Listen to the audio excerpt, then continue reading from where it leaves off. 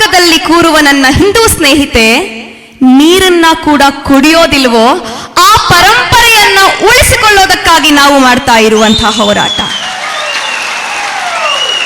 ಯಾವ ನನ್ನ ಹಿಂದೂ ಸಹೋದರರು ಅಯ್ಯಪ್ಪ ಮಾಲೆ ಹಾಕೊಂಡಾಗ ಅಯ್ಯಪ್ಪನ ಗೀತೆಗಳನ್ನ ಕೇಳ್ತಾ ಇರ್ತಾರೋ, ಅಜಾನ್ ಮೊಳಗಿದ ತಕ್ಷಣ ಹಾಡುಗಳನ್ನ ಆಫ್ ಮಾಡ್ತಾರಲ್ಲ, ಅಜಾನಿಗೆ ಅನುವು ಮಾಡ್ಕೊಳ್ತಾರಲ್ಲ, ನಮಗೆ ನಮಾಜ್ ಓದ್ಲಿಕ್ಕೆ ಅವಕಾಶ ಕಲ್ಪಿಸ್ಕೊಡ್ತಾರಲ್ಲ, ಆ ಸೌಹಾರ್ದ ಪರಂಪರೆಯನ್ನ ಉಳಿಸ್ಕೊಳ್ಳೋದಕ್ಕೆ ನಾವು ಮಾಡ್ತಾ ಇರುವಂತಹ ಹೋರಾಟ. ಆಯುಧ ಪೂಜೆ ನಡೆದಾಗ ಅಥವಾ ಬಸವ ಜಯಂತಿ ನಡೆದಾಗ ನಮ್ಮ ಮನೆಯ ದನ ಕರುಗಳಿಗೆ ನಾವು ಸ್ನಾನ ಮಾಡಿಸಿ ಶೃಂಗಾರ ಮಾಡಿ ನಮ್ಮ ವೆಹಿಕಲ್ಗಳಿಗೂ ಹಿಂದೂ ಸ್ನೇಹಿತರ ಸಮಾನವಾಗಿ ಅವರನ್ನ ಕರೆದು ಪೂಜೆ ಮಾಡಿಸ್ತೀವಲ್ಲ, ಯಾರ ಮನೆಯ ಬಿರಿಯಾನಿಯ ಘಮ ಹೋದ ತಕ್ಷಣ ಹಿಂದೂ ಸ್ನೇಹಿತರಿಗೆ ಮೊದಲು ಬಟ್ಟಲಲ್ಲಿ ತಗೊಂಡು ಹೋಗಿ ಕೊಡ್ತೀವಲ್ಲ, ಯಾರ ಮನೆಯ ಒಬ್ಬಟ್ಟಿನ ಘಮ ಕೇಳಿದ ತಕ್ಷಣ ಅಕ್ಕ ನಮಗೂ ಒಬ್ಬಟ್ಟಿಲ್ವಾ ಅಂತ ಕೇಳ್ತೀವಲ್ಲ, ಆ ಸೌಹಾರ್ದ ಪರಂಪರೆಯನ್ನ ಉಳಿಸ್ಕೊಳ್ಳೋದಕ್ಕೆ ನಾವು ಮಾಡ್ತಾ ಇದ್ದೇವೆ ಇವತ್ತು ಈ ಹೋರಾಟವನ್ನ. ತೀರಾ ಖುಷಿ ಆಗೋದು ಯಾವಾಗ ಗೊತ್ತಾ? ಪ್ರೋ ಸಿಎ ಹೋರಾಟಗಳನ್ನ ಕೂಡ ನಾವು ನೋಡ್ತಿದ್ದೇವೆ. ಸಿಎಎ, NRC, NPR ಅನ್ನ ವಿರೋಧಿಸಿ ನಡೀತಾ ಇರುವಂತಹ ಹೋರಾಟಗಳನ್ನೂ ನಾವು ನೋಡ್ತಿದ್ದೇವೆ. ಅಲ್ಲಿ ಕೇಸರಿ ಧ್ವಜಗಳು ಹಾರಾಡ್ತಿದ್ರೆ ಇಲ್ಲಿ ನನ್ನಂತಹದ್ದೇ ಒಬ್ಬ ಹೆಣ್ಣು ಮಗಳು ಸುರಯ್ಯ ತ್ಯಾಬ್ಜಿ ಡಿಸೈನ್ ಮಾಡಿರುವಂತಹ ಫ್ಲಾಗ್ ಗಳನ್ನ, ಭಾರತದ ಹೆಮ್ಮೆಯ ಬಾವುಟವನ್ನ ಹಿಡ್ಕೊಂಡಿದ್ದೀವಲ್ಲ, ಇದು ನಮ್ಮ ದೇಶ ಪ್ರೇಮವನ್ನ, ನನ್ನ ದೇಶದ ಸೌಹಾರ್ದತೆಯನ್ನ, ನನ್ನ ದೇಶದ ಜಾತ್ಯತೀತ ಪರಂಪರೆಯನ್ನ ತೋರಿಸುವಂತಹ ಹೋರಾಟ. ಖಂಡಿತ ನಮ್ಮೆಲ್ಲರ ಹೋರಾಟ ಇದೇ ನಿಟ್ಟಿನಲ್ಲಿ ಬಾಬಾ ಸಾಹೇಬ್ ಅಂಬೇಡ್ಕರ್ ಹಾಕಿಕೊಟ್ಟಂತಹ ಸಂವಿಧಾನದ ಅಡಿಯಲ್ಲಿ ಗಾಂಧಿ ಹೇಳಿದಂತಹ ಶಾಂತಿಯ ಪಥದಲ್ಲಿ ಸಾಗತ್ತೆ ಅನ್ನುವಂತಹ ನಂಬಿಕೆಯೊಂದಿಗೆ ನಾನು ಮಾತುಗಳನ್ನ ಶುರು ಮಾಡಲಿಕ್ಕೆ ಇಚ್ಛಿಸ್ತೇನೆ. ಆತ್ಮೀಯರೇ, ತಮಗೆಲ್ಲರಿಗೂ ಒಂದು ಪೆಡಂಭೂತವನ್ನ ಬಿಡಲಾಗ್ತಿದೆ. ಇದು ಕೇವಲ NRC, NPR, CAA ಅನ್ನುವಂಥದ್ದು ಕೇವಲ ಮುಸಲ್ಮಾನರಿಗೆ ಮಾಡ್ತಾ ಇರುವಂತಹ ಸಮಸ್ಯೆ, ಕೇವಲ ಮುಸಲ್ಮಾನರಿಗೆ ಸಮಸ್ಯೆ ಆಗತ್ತೆ ಅಂತ. ನಾನು ಈ ನೆಲದಲ್ಲಿ ನಿಂತಿದ್ದೀನಲ್ಲ, ಅತಿ ಹೆಚ್ಚು ಕಾಫಿ ತೋಟಗಳು ಇರುವಂತಹ ನೆಲ. ಈ ಕಾಫಿ ತೋಟಗಳಲ್ಲಿ ಲೈನ್ ಮೇಲೆ ಕೆಲಸ ಮಾಡ್ತಾರಲ್ಲಪ್ಪ, ಆ ಲೈನ್ಗಳಲ್ಲಿ ಕೆಲಸ ಮಾಡುವಂಥವರು ವರ್ಷಗಳ ಹಿಂದಿನಿಂದ ಬಂದಿರ್ತಾರೆ. ನಿಮಗೆಲ್ಲ ರೈತರಿದ್ದೀರಿ, ನಿಮಗೆ ಗೊತ್ತಿರುತ್ತೆ. 1971ಕ್ಕಿಂತ ಮುಂಚಿನ ಡಾಕ್ಯುಮೆಂಟ್ಗಳನ್ನ ನನ್ನ ಹತ್ರ ಕೇಳಿದ್ರೆ ಜಮೀನಿದೆ, ಬರ್ತ್ ಸರ್ಟಿಫಿಕೇಟ್ ಇದೆ. ನಾವು ಪಿರಿಯಾಪಟ್ಟಣ ತಾಲೂಕಿನ ಚಿಕ್ಕನೇರಳೆ ಅನ್ನುವಂತಹ ಹಳ್ಳಿಯಲ್ಲೇ 100 ವರ್ಷಗಳಿಂದ ಬದುಕಿದ್ದೀವಿ. ನಮ್ಮ ಹತ್ರ ಹೊಂದಿಸ್ಕೊಡೋಕಾಗದೇ ಇರುವಂಥದ್ದು ಲೈನಲ್ಲಿ ಕೂಲಿ ಮಾಡ್ತಿದಾರಲ್ಲಪ್ಪ, ಯಾವ ಊರು, ಎಲ್ಲಿಂದ ಬಂದ್ವಿ ಏನೋ ಗೊತ್ತಿಲ್ಲದೆ ಲೈನಲ್ಲಿ ಕೆಲಸ ಮಾಡ್ತಾ ಇರುವಂಥವ್ರು ಎಲ್ಲಿಂದಪ್ಪ ತಂದು ಕೊಡಬೇಕು ಡಾಕ್ಯುಮೆಂಟ್ಸ್ಗಳನ್ನ? ಅಲ್ಲೇನ್ ಕೇವಲ ಮುಸಲ್ಮಾನರು ಮಾತ್ರ ಇದ್ದಾರಾ? ಅಥವಾ ಬುಡಕಟ್ಟು ಜನರಿದ್ದಾರೆ, ಆದಿವಾಸಿ ಜನರಿದ್ದಾರೆ. ಇವರೆಲ್ಲ ನೀವು ಹೇಳುವಂತಹ 1971ನೇ ಇಸವಿಯ ಮುಂಚಿನ ಡಾಕ್ಯುಮೆಂಟ್ಗಳನ್ನ, ಬರ್ತ್ ಸರ್ಟಿಫಿಕೇಟ್ಗಳನ್ನ ಅಥವಾ ಶಾಲೆಯ ಸರ್ಟಿಫಿಕೇಟ್ಗಳನ್ನ ಎಲ್ಲಿಂದ ತಂದು ಕೊಡಬೇಕು? ಮಾನ್ಯ ಮೋದಿಜಿರವರೇ, ನಿಮ್ಮ ಕಚೇರಿಯಲ್ಲಿ ರಫೇಲ್ ಹಗರಣದ ಒಂದು ಫೈಲನ್ನೇ ಜೋಪಾನ ಮಾಡ್ಲಿಕ್ಕಾಗ್ಲಿಲ್ಲ ಅಂತ ಅಂದ್ರೆ ಈ ನಾಡಿನಲ್ಲಿ ಹಲವಾರು ಬಾರಿ ಫ್ಲಡ್ ಬಂದು ಹೋಗಿದೆ, ಹಲವಾರು ಬಾರಿ ಬರ ಬಂದು ಹೋಗಿದೆ. ನಮ್ಮ ಹುಡುಗರು ಅವ್ರವ್ರ DLಗಳನ್ನೇ 4 ಸತಿ ಕಳ್ಕೊಂಡು 4 ಸತಿ ಮಾಡಿಸ್ಕೊಂಡಿರ್ತಾರೆ. ನಾವು 1971ಕ್ಕಿಂತ ಮುಂಚಿನ ಡಾಕ್ಯುಮೆಂಟ್ಸ್ಗಳನ್ನ ಎಲ್ಲಿಂದಪ್ಪ ತರಬೇಕು?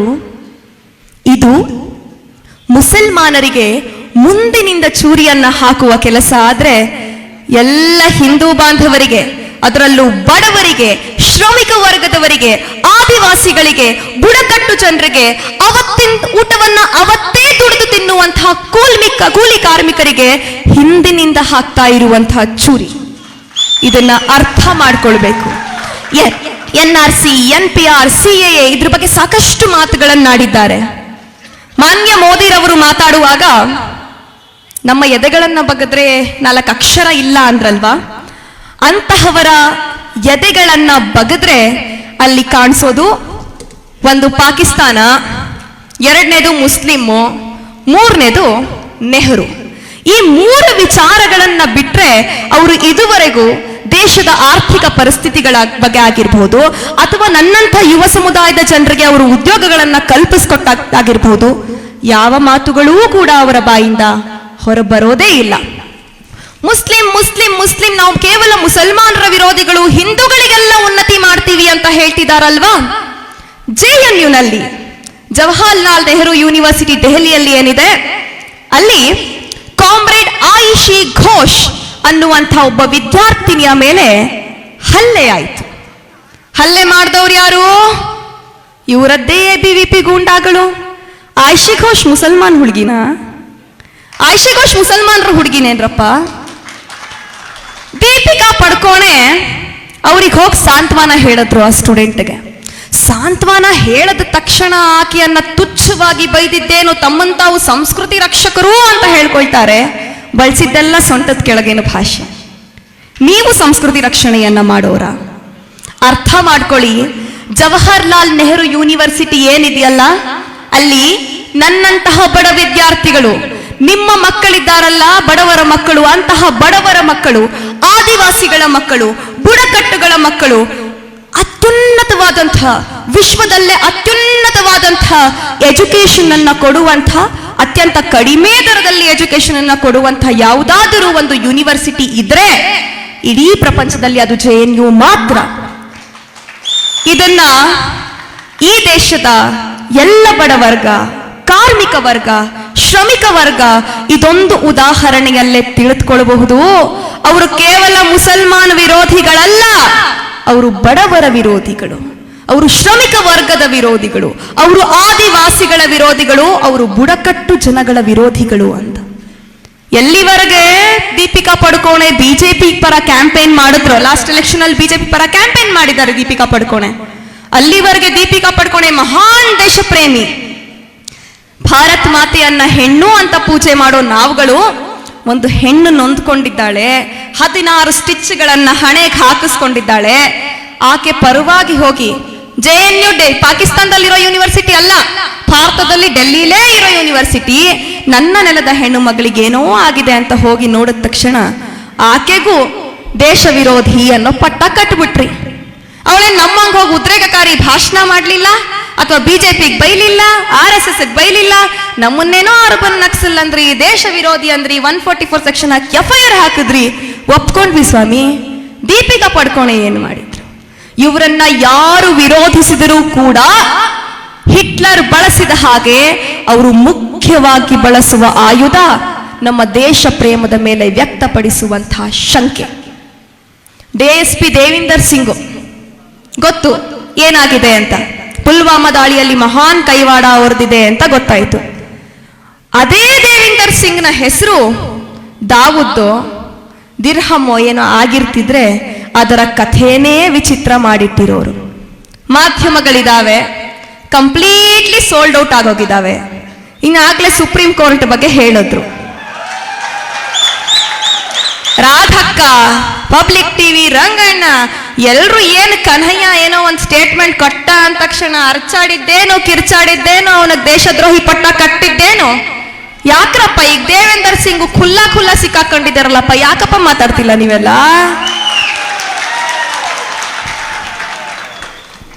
ಚೀಫ್ ಜಸ್ಟಿಸ್ ಹೇಳ್ತಾರೆ, ದೇಶ ನಿರ್ಣಾಯಕ ಘಟ್ಟದಲ್ಲಿದೆ, ಈ ಭಾರತ ದೇಶ ನಿರ್ಣಾಯಕ ಘಟ್ಟದಲ್ಲಿದೆ ಅಂತ ಹೇಳಿದ್ದಾರೆ.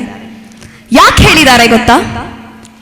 CAA ವಿರುದ್ಧವಾಗಿ, NRC ವಿರುದ್ಧವಾಗಿ, NPR ನ ವಿರುದ್ಧವಾಗಿ ಇಡೀ ದೇಶಕ್ಕೆ ದೇಶ ಬೀದಿಗೆ ಬಂದು ನಿಂತಿದೆ. ಅವರು 31% ಜನರನ್ನು ಬಿಟ್ಟು ಬಂದು ನಿಂತಿರುವಂತಹ ಸಂದರ್ಭದಲ್ಲಿ 20 ಜನರನ್ನ ನಾವು ಈ ಹೋರಾಟದಲ್ಲಿ ಕಳ್ಕೊಂಡಿದ್ದೇವೆ.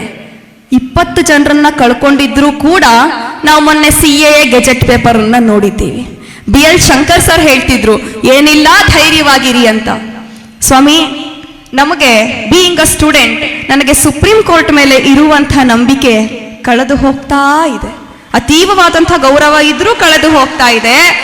ಕಾರಣ ಏನು ಅಂತ ಅಂದ್ರೆ, ಮಹಾರಾಷ್ಟ್ರ ವರ್ಡಿಕ್ಟ್ ಆಯ್ತು, ನಿಮ್ಗೆಲ್ಲ ಗೊತ್ತು.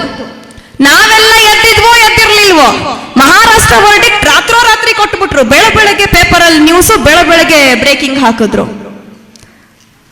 ಕಾನೂನಿನ ತಳಬುಡ, ಯಾವ ಸುಪ್ರೀಂ ಕೋರ್ಟ್ ಕಾನೂನನ್ನ ಪರಿಪಾಲನೆ ಮಾಡುತ್ತೋ ಆ ಕಾನೂನಿನ ತಳಬುಡವೇ ಅಲ್ಲಾಡ್ತಿದೆ. ಇಡೀ ದೇಶ ಬೀದಿ ಮೇಲೆ ಬಿದ್ದಿದೆ. 20 ಜನರು ಪ್ರಾಣವನ್ನ ಕಳ್ಕೊಂಡಿದ್ದಾರೆ. ಸುಪ್ರೀಂ ಕೋರ್ಟ್ ಜನವರಿ 6ರವರೆಗೆ ಚಳಿಗಾಲದ ರಜೆಗೆ ಹೋಗಿತ್ತು. ಒಂದು ಸ್ಪೆಷಲ್ ಬೆಂಚ್ ಅನ್ನ ಆ ಸಂದರ್ಭದಲ್ಲಿ ಹಾಕಬಹುದಿತ್ತು. ವಿಶೇಷವಾದ ಹಿಯರಿಂಗ್ ಅನ್ನ ಮಾಡಬಹುದಿತ್ತು. ಅವತ್ತಿಗೆ 57 PL ಗಳು ಹೋಗಿದ್ವು ಜನವರಿ 6ನೇ ತಾರೀಕಿನವರೆಗೆ. ಅದರ ನಡುವಲ್ಲಿ ಯಾವತ್ತಾದ್ರೂ ಒಂದಿನ ಮಾಡಬಹುದಿತ್ತು. ಜನವರಿ 6 ಕಳೆದು ಇವತ್ತು ತಾರೀಖು 18 ಆಗಕ್ ಬಂತು, ಇನ್ನೂ ಹಿಯರಿಂಗ್ ಇಲ್ಲ. 22ನೇ ತಾರೀಕಿಗೆ ಹಿಯರಿಂಗ್ ಮಾಡ್ತಾರೆ. ಹಿಯರಿಂಗ್ ಅನ್ನ ಜಡ್ಜ್ಮೆಂಟ್ ಇಲ್ಲೇ ಹೇಳ್ತೀನಿ ಕೇಳಿಸ್ಕೊಳ್ಳಿ. ಸ್ಟೇ ತರ್ತಾರೆ. ಮುಂದಿನ ಸತಿ ಬಿಜೆಪಿ ಅವರ ಅವ್ರದ್ದು ಅಜೆಂಡಾ ಇದೆಯಲ್ಲ ಅದ್ರಲ್ಲಿ ಹಾಕೋತಾರೆ. ಏನಾದ್ರೂ ಮಾಡಿ ನಾವು NRC NPR ಅನ್ನ ತರ್ತೀವಿ, ಹಿಂದೂ ರಾಷ್ಟ್ರವನ್ನ ಮಾಡ್ತೀವಿ, ನಮಗ್ ಓಟ್ ಕಡಿ ಅಂತ ಕೇಳ್ತಾರೆ. ಇದಿಷ್ಟೇ 22ನೇ ತಾರೀಕಾಗುವಂತಹ ಜಡ್ಜ್ಮೆಂಟ್. ಯಾವ ವಿಚಾರಗಳಿಗೆ ಸುಪ್ರೀಂ ಕೋರ್ಟ್ ತಕ್ಷಣದ ಸ್ಪಂದನೆಯನ್ನ ಕೊಡ್ಬೇಕಾಗಿತ್ತು, ಅದಕ್ಕೆ ಕೊಡ್ಲಿಲ್ವಲ್ಲ ಸ್ವಾಮಿ. ಹಾಗಿದ್ಮೇಲೆ ನಾವು ಹೇಗ್ ನಂಬೋದು? ಚೀಫ್ ಜಸ್ಟಿಸ್ ಆಗ್ಲೇ ಹೇಳಿದ್ರು, ದತ್ತ ಸಾಹೇಬ್ರು ಕೂಡ ಹೇಳಿದ್ರು, ಬೀಯಿಂಗ್ ಅ ಮೆಡಿಕಲ್ ಸ್ಟೂಡೆಂಟ್ ನನ್ನ ಹತ್ರ ಯಾರಾದ್ರೂ ಹೆರಿಗೆ ನೋವು ಅಂತ ಬಂದ್ರೆ ನಾನು ತಕ್ಷಣ ಡೆಲಿವರಿ ಮಾಡಿಸ್ಬೇಕಾ, ಇಲ್ಲ ಹೆರಿಗೆ ನೋವು ಕಡಿಮೆ ಆಗ್ಲಿ ಆಮೇಲೆ ಮಾಡಿಸ್ತೀನಿ ಬರೋಗಿ ಅಂತ ಅನ್ಬೇಕಾ? ತಕ್ಷಣಕ್ಕೆ ಮಾಡಿಸ್ಬೇಕಾಗಿದ್ದ ಹೆರಿಗೆನ ಹೋರಾಟಗಳೆಲ್ಲ ತಣ್ಣಗಾಗ್ಲಿ ಆಮೇಲೆ ಹಿಯರಿಂಗ್ ಮಾಡ್ತೀವಿ, ಆಮೇಲೆ ವರ್ಡಿಕ್ ಕೊಡ್ತೀವಿ ಅಂತ ಹೇಳ್ತಿದ್ದಾರೆ. ಇಂಥ ಪರಿಸ್ಥಿತಿಯಲ್ಲಿ ನಾವು ಇರುವಂತಹ ಸಂದರ್ಭದಲ್ಲಿ ಸೋಮಶೇಖರ ರೆಡ್ಡಿ ಅನ್ನುವಂಥವ್ರು ಒಬ್ರು ಹೇಳ್ತಾರೆ, 50 ಇರೋದು 20 ಇರೋದು ಇವ್ರ ನಡುವೆನೇ ಜಗಳ, ಇವ್ರ ನಡುವೆನೇ ಕಿತ್ತಾಟ. ಸ್ವಾಮಿ ಮೋಟಮ್ಮ ಅವ್ರನ್ನ ಕೇಳಿ ಒಂದ್ ಹೆರೋ ಒಂದ್ ಹೊರೋ ಕಷ್ಟ ಅವ್ರು ಹೇಳ್ತಾರೆ. ಒಂದು ಮಗುವನ್ನ ಹೊರುವ ಕಷ್ಟ ಗೊತ್ತಿಲ್ಲದ ಈ ಜನ, ಭಾರತ ಮಾತೆಯನ್ನ ಪೂಜಿಸುವ ಈ ಜನ ಸೊಂಟದ ಕೆಳಗಿನ ಭಾಷೆಯನ್ನ ಬಳಸಿ ಹೇಳ್ತಾರೆ. ಹೆರುವ ನೋವು ಹೊರುವ ಸಂಕಟವನ್ನ ಬೈತಾರೆ. ಇವರಿಗೆ ಭಾರತ ಮಾತೆಯನ್ನ ಪೂಜಿಸೋದಕ್ಕೂ ಕೂಡ ಇವರು ನಾಲಾಯಕ್ಗಳು. ಮಾತೆತ್ತಿದ್ರೆ ದೇಶವನ್ನು ಇಸ್ರೇಲ್ ಮಾದರಿ ಮಾಡಬೇಕು, ಇಸ್ರೇಲ್ ಮಾದರಿಯ ಭಾರತ ಆಗಬೇಕು, ಇಸ್ರೇಲ್ ಮಾದರಿಯ ವಿದೇಶಾಂಗ ಆಗಬೇಕು, ಇಸ್ರೇಲ್ ಮಾದರಿಯ ನೀತಿ ಬರಬೇಕು ಅಂತ ಹೇಳ್ತಿರಲ್ಲ ಸ್ವಾಮಿ. ಇದು ದೊಡ್ಡ ದೇಶ ಸ್ವಾಮಿ. ಇಸ್ರೇಲ್ ಅಲ್ಲಿರೋ ಜನಸಂಖ್ಯೆ ನಮ್ಮೂರಲ್ಲಿ ದಿನ ರೈಲಲ್ಲಿ ಓಡತಾರ, ರೈಲು ಫ್ಲೈಟ್ ಅಲ್ಲಿ ಆ ಜನಕ್ಕೆ ಸಮಾನವಾಗವ್ರೆ. ಮಾತೆತ್ತಿದ್ರೆ ಟ್ರಿಪ್ಗಳಿಗೆ ಹೋಗೋದು, ಇವ್ರದೇ ವಿಚಾರಗಳನ್ನ ಮಾಡ್ತಾ ಹೋಗೋದು, ಮಠ ಮಾನ್ಯಗಳ ಕೈಲಿ ಸರ್ಕಾರವನ್ನ ಕೊಡೋದು, ಅವರ ಕೈಲಿ ಬೈಯಿಸ್ಕೊಳ್ಳೋದು, ಸ್ವಾಮೀಜಿಗಳ ಸರ್ಕಾರವನ್ನ ಆಳೋದು. ಇಡೀ ದಿನ ಯಾರೋ ಒಬ್ರು ಸ್ವಾಮೀಜಿ ಏನೋ ಸ್ಟೇಟ್ಮೆಂಟ್ ಕೊಟ್ರು ಅಂದ ತಕ್ಷಣ ಸೋಲ್ಡ್ ಔಟ್ ಆಗಿರೋ ಮಾಧ್ಯಮ 24 ಗಂಟೆ ಅವ್ರನ್ನ ತೋರಿಸುತ್ತೆ ವಿನಃ ಈ ಜನ ಬೀದಿಗೆ ಬಿದ್ದು ಹೋರಾಟ ಮಾಡ್ತಿರೋದ್ನ ಯಾರೂ ತೋರ್ಸಲ್ಲ. ಪ್ರಭಾಕರ ಭಟ್ಟರು ಹೇಳ್ತಾರೆ, ಮುಸಲ್ಮಾನರು ಈ ದೇಶಕ್ಕೆ ಅತಿಥಿಗಳಾಗಿ ಬಂದರು, ಅತಿಥಿಗಳಾಗೇ ಇರಲಿ ಅಂತ. ಮಾನ್ಯ ಪ್ರಭಾಕರ ಭಟ್ರೆ, ನೀವು ಬಾಲಗಂಗಾಧರ ತಿಲಕ್ಕರವರನ್ನ ನಂಬುತ್ತೀರಿ ಅಲ್ವಾ? ಅವರೊಂದು ಪುಸ್ತಕ ಬರೆದಿದ್ದಾರೆ, ಆರ್ಟಿಕ್ ಹೋಮ್ ಇನ್ ವೇದಾಸ್ ಅಂತ. ಆ ಪುಸ್ತಕದಲ್ಲಿ ವೆರಿ ಕ್ಲಿಯರ್ ಆಗಿ ಬರೆದಿದ್ದಾರೆ, ಉತ್ತರ ಧ್ರುವದ ಚಳಿಯನ್ನ ತಡೆದುಕೊಳ್ಳಲಾಗದೆ ಆರ್ಯರು ಹಸುಗಳನ್ನ ಮೇಯಿಸ್ಕೊಳ್ತಾ ಭಾರತ ಮತ್ತು ಮುಂತಾದ ದೇಶಗಳಿಗೆ ಬಂದರು ಅಂತ. ಇದನ್ನ ನಂಬ್ತೀರಪ್ಪ? ಯಾರಪ್ಪ ನಿಜವಾದ ಮೂಲ ನಿವಾಸಿಗಳು ಈ ದೇಶಕ್ಕೆ? ಅಥವಾ ಯಾರ ಅತಿಥಿಗಳಾಗಿ ಬಂದವರು? ಚಳಿಯನ್ನ ತಡೆದುಕೊಳ್ಳಲಕ್ಕಾಗದೆ ಈ ದೇಶಕ್ಕೆ ಅತಿಥಿಗಳಾಗಿ ಬಂದಂತಹ ನಿಮ್ಮಿಂದ ನಾವು ದೇಶ ಪ್ರೇಮವನ್ನ ಕಲಿಬೇಕಾಗಿರುವಂತಹ ಅವಶ್ಯಕತೆ ಇಲ್ಲ. ನೀವು ಈ ದೇಶದ ಆತಿಥ್ಯವನ್ನ ಸ್ವೀಕರಿಸೋದಕ್ಕೆ ಚಳಿಯನ್ನ ತಡೆದುಕೊಳ್ಳಲಕ್ಕಾಗದೇ ಬಂದವರು. ನೀವು ದೇಶದ ಅತಿಥಿಗಳಲ್ಲ, ನೀವು ನಮ್ಮವರು ಅಂತ ನನ್ನ ಕಾನೂನು ಹೇಳುತ್ತೆ ಅಂದಮೇಲೆ ನನ್ನನ್ನ ನಿಮ್ಮನ್ನ ಅತಿಥಿಗಳು ಅಂತ ಹೇಳಕ್ಕೆ ಇವ್ರು ಯಾರು ಸ್ವಾಮಿ?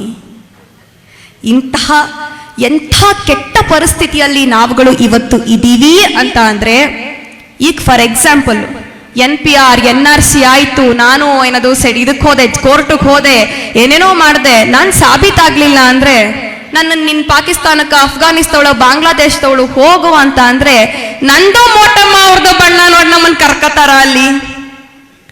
ನಮ್ಮ ಬಣ್ಣಗಳು ಹೇಳತ್ವೆ ನಾವು ಎಲ್ಲಿಯವರು ಅಂತ. ಬೇಕಾದ್ರೆ ನಿಮ್ಮ ಮನೆಗಳಿಗೆ NPR ಡಾಕ್ಯುಮೆಂಟ್ಗಳನ್ನ, NRC ಡಾಕ್ಯುಮೆಂಟ್ಗಳನ್ನ ಕೇಳೋದಿಕ್ಕೆ ಬಂದವರಿಗೆ ಹೇಳಿ, ಹಮ್ ಕಾಗಜ್ ನಹಿ ದಿಖಾಯೇಂಗೆ, ಬೇಕಾದ್ರೆ ಒಂದು ಹನಿ ರಕ್ತ ಕೊಡ್ತೀವಿ, DNA ಟೆಸ್ಟ್ ಮಾಡಿಸ್ಕೊಳ್ಳಿ.